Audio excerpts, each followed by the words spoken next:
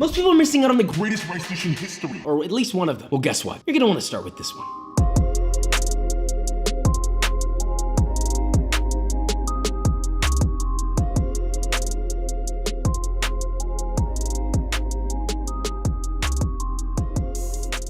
Okay, so today we are making biryani. If you've never had it before, you're in for a freaking treat, buddy. It's rich, it's salty, it's got meat, so many textures, and it's so fragrant. You might as well sprout wings and fly off into the clouds. You're like, ugh. That could be you eating this. So with all that being said, let's make this, shall we? Right, so there's about 1 billion different kinds of biryani. Maybe not 1 billion, but this is the one that many people imagine. And it's called Hyderabadi biryani. It's also one of Papa's favorites. Despite the number of ingredients, it's actually pretty easy. First, we're making our own biryani masala powder. Don't be a little baby, okay? Make your own. First, get a small sheet tray. Add a 1/4 cup or 21 grams of coriander seeds, 2 tablespoons or 13 grams of shad jeera, which is just black cumin seed, 2 teaspoons or 4 grams of cloves, 10 green cardamom pods, 2 black cardamom pods, 2 star anise. I need to take a breath here. 2 teaspoons or 5 grams of fennel seeds, 1 teaspoon or 4 grams of black peppercorns, and 3 cinnamon sticks. Pop that into an oven that's been preheated to 350 Fahrenheit for about 5 to 7 minutes or until toasted and fragrant. Sure, you can pop this right into your blender, but you're gonna eviscerate it. Instead, I recommend lightly crushing that either in a mortar and pestle, or you can put it in a bag and hit it with a pan or something, I don't know. Just break it down. Now pop that into your blender, followed by 1 bay leaf, half a teaspoon, which is slightly under a gram, of fresh ground nutmeg, 1 teaspoon or 3 grams of ground mace. Blend on high until as smooth as possible, then sift through a strainer to get it as fine as possible. Done. Moving on to our dahi chutney. I mean, come on, look at this thing. It's more vibrant green than beautiful flower. Again, blender. Rough chop 3 green chilies. Thai chilies totally work here. Pop those into your blender, followed by a 1-inch knob of ginger, rough chopped, 4 cloves of garlic, 1 cup or 11 grams of cilantro, 1/3 cup or 4 grams of fresh mint. By the way, don't do any of that dried. Okay, just throw it out the window. A pinch of shot masala powder, a pinch of cumin powder, salt to taste, and finally 3/4 of a cup or 180 grams of a nice thick yogurt. Blend on high until relatively smooth, pour into a bowl, and add additional salt to taste if needed. That's something beautiful right there. All right, last but very important thing before we get into it. Raita. Very easy. Medium bowl, add 3/4 of a cup or 180 grams of plain yogurt. By the way, this is all full fat. I don't want any of that low fat stuff, please. 2 tablespoons, which is about 1 gram of chopped fresh cilantro, half a teaspoon or 1 gram of ground cumin, 1/4 teaspoon or half a gram of ground coriander, and half a cup or 66 grams of a seedless English cucumber that's been grated and lightly salted and drained of its excess water. That's optional, but I like to do it. Season to taste with salt, give it a nice mix till combined, and then finally fold in 2 tablespoons or 21 grams of diced red onion and lemon juice to taste for flavor and consistency. Now, listen, the consistency of this really depends on the type of yogurt that you use. The thicker the yogurt, the thicker the raita. See where I'm going here? Now we're ready to make biryani.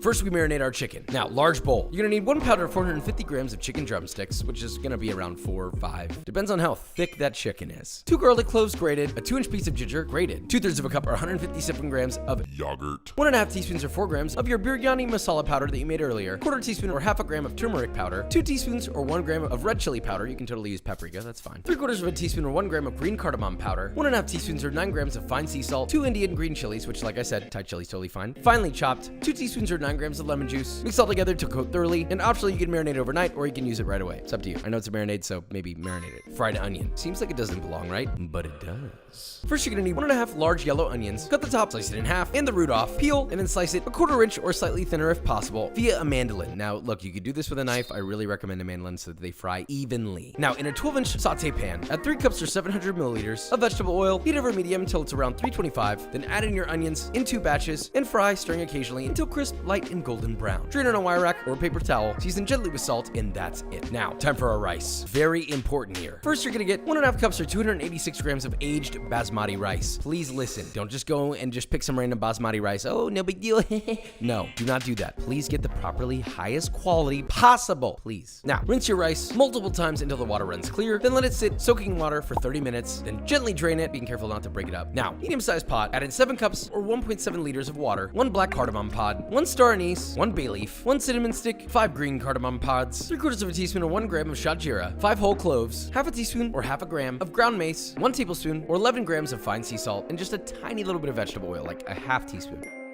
Now, bring that to a rolling boil. Once it's boiling, I know this seems wrong, but this is how it's done. Now, add in your soaked basmati rice and let that cook until about 75% of the way done. Not all the way. You want a little bit of rawness on the inside of that grain, which is actually pretty fast. It'll happen in like 2 to 4 minutes. Now, while that's going, get a small pot, add 3.5 tablespoons or 52 grams of milk and half a teaspoon, or much less than a gram, so you could just say a generous pinch, I suppose, of saffron threads, and set that to the side. Separately, you're gonna need a thick bottom pot, add in a light drizzle of vegetable oil in the bottom, add your marinated chicken along with all of your marinade, everything. And I've got some different herbs for you here. We got a quarter cup or 12 grams of finely chopped mint and a third cup or 18 grams of finely chopped cilantro. That's the whole amount. Now you're gonna take that and you're gonna add 3/4 of your cilantro, 3/4 of your mint, drizzle in 2 tablespoons or 27 grams of ghee, just clarified butter, all right, don't you worry. 3/4 of your fried onions, gently stir that together. Now before you add the rice, make sure to taste it. If it needs more salt, salt it now. If you don't salt it now, it's not gonna be salty enough later, trust me. Not enough salt will ruin this. Then on top of that, you're gonna add half your rice, half your remaining amount of cilantro, half your remaining amount of mint, your fried onions, a little bit more biryani masala, light squeeze of half a lemon, then add your second half of rice, the remainder of your mint and cilantro, the remainder of your fried onion, then ever so carefully drizzle on your saffron milk. Now optionally, you can totally strain the saffron milk first if you want. I prefer to. Anyway, drizzle that on, and finally drizzle on a quarter cup or 54 grams of melted ghee. Now there's a cooking method called dumb cooking. I know, that's what it's called. And traditionally it's done with a very basic water dough that's then rolled into a rod and then they seal the pot with that. You can totally do that and it works just fine. It's just really messy. So a lot of homes nowadays will just use a layer of foil in between the lid and the pot. You close it, and instead of putting this on a direct flame, what you're gonna do is get a cast iron, heavy bottom pan that your pot fits in, set the flame to medium high so it reaches just over the diameter of the pot. Cook that for 15 minutes, then reduce the temp to low. Do not take the lid off and cook for 20 to 30 more minutes. That's it. At this point, your biryani should be done. The bottom should be beautifully cooked with a light char on your chicken. Gently stir everything together, being careful not to rip up your chicken, and gently take out those succulent, fall off the bone pieces of chicken. Pop it onto a plate beautifully. Add some additional cilantro or fried onion for garnish, which you might not have. It's fine. And serve with your chutney and raita, and let's taste test and see how we did. You see that? We got biryani. Feel good about it. Ooh! See, how do you eat it though? You know, you get a little bit of rice, a little bit of chicken.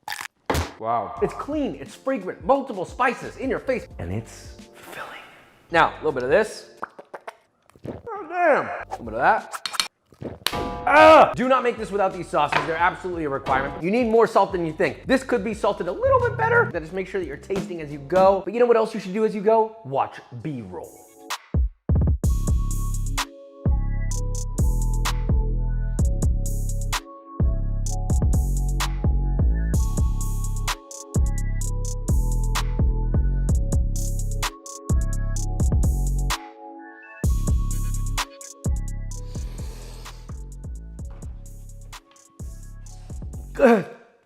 God. Woo, I actually almost passed out doing that. That was maybe a little too much.